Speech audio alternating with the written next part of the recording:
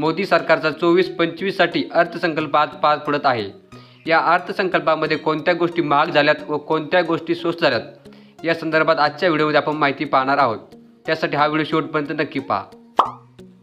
केंद्रीय अर्थमंत्री निर्मला सीतारामन यांनी संसदेत केंद्रीय अर्थसंकल्प सादर केले।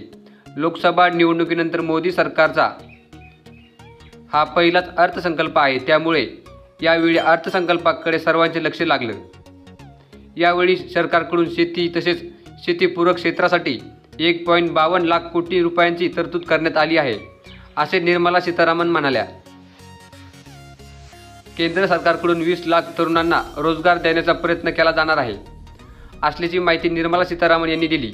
अर्थसंकल्पीय भाषणात अर्थमंत्र्यांनी उच्च शिक्षणासाठी 10 लाख रुपयापर्यंत कर्जासाठी सरकारकडून आर्थिक मदत जाहीर केली। कर्मचाऱ्यांमध्ये महिलांचा सहभाग वाढावा याला प्राधान्य असेल तर अशी घोषणा अर्थमंत्री यांनी केली। त्यासोबतच त्यांनी देशात कोणत्या वस्तू स्वस्त आणि कोणत्या महाग झाल्या याविषयी देखील माहिती दिली आहे। अर्थसंकल्पामध्ये कोणत्या वस्तू स्वस्त होणार या संदर्भात माहिती दिली आहे, तर ते आपण जाणून घेऊया।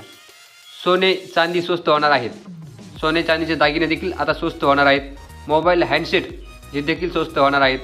मोबाईल चार्जरच्या किमतीत 15% कमी होणार आहेत। मोबाईल चार्जर 15% आता स्वस्त होणार आहेत। मोबाईलचे सुट्टे भाग देखील स्वस्त होणार आहेत। कॅन्सरवरची औषधे देखील स्वस्त होणार आहेत।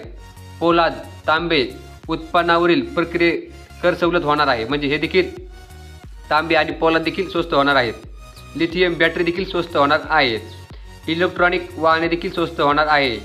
सोलर सेट स्वस्त होणार आहेत।